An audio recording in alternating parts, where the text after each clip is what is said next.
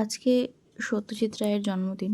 আমার অত্যন্ত প্রিয় একজন মানুষ, তার জন্মদিন। তো সত্যজিৎ রায়ের লেখা তো অনেক বই আমরা পড়েছি, সিনেমা দেখেছি। আমি আজকে বলবো সত্যজিৎ রায়ের সম্পর্কে লেখা একটা বইয়ের কথা। এই বইটা আমি উডপেকার পাবলিশার্স থেকে কিনেছিলাম।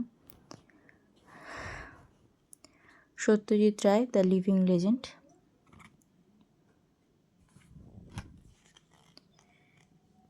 অনেকদিন ধরে ইচ্ছা ছিল সত্যজিৎ রায়ের জীবনী সম্পর্কে একটা বই পড়ব।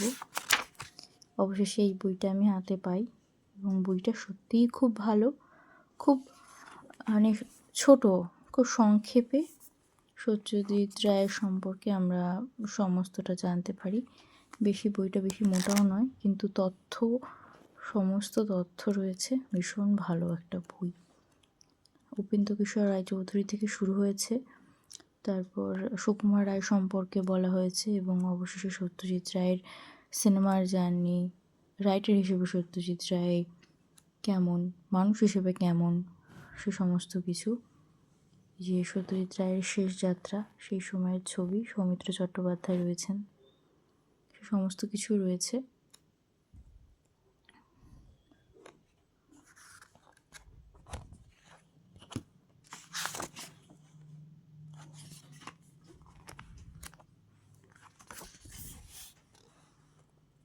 সত্যজিৎ রায়ের ছোটবেলার ছবি।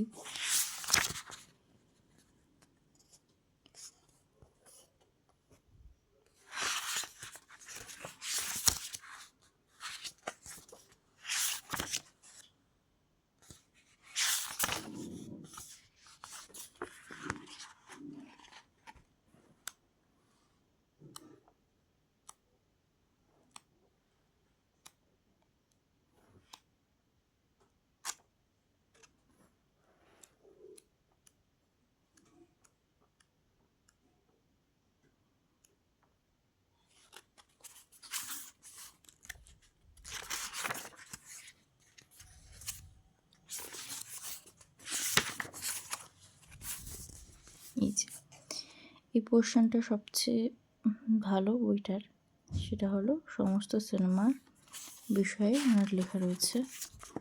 পথের পাঁচালী, অপরাজিত, পরশ পাথর,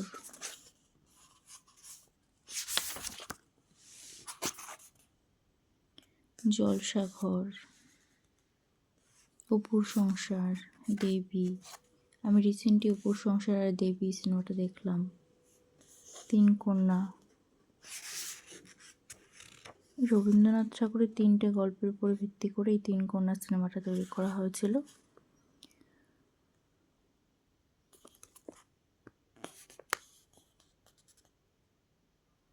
অভিযান, মহানগর,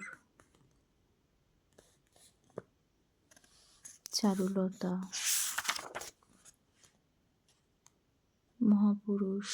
নায়কটা আমি দেখা শুরু করেছি, এখনো শেষ করতে পারিনি। চিড়িয়াখানা, গোপিকা অ্যান্ড বাঘা বাইন। ডিটেলসটা রয়েছে পুরো, producer, screen play, photographer, editor, সমস্ত কিছুই রয়েছে। অরণ্যের দিনরাত্রিটা আমি দেখেছি, বেশ কিছুদিন আগে দেখেছি। প্রতিদ্বন্দ্বী, তারপরে রয়েছে একটি সিনেমা অশনি সংকেত। অশনি সংকেত আমি উপন্যাসটা পড়েছি, সিনেমাটা দেখিনি। সোনার কেল্লা দেখেছি, জন অরণ্য,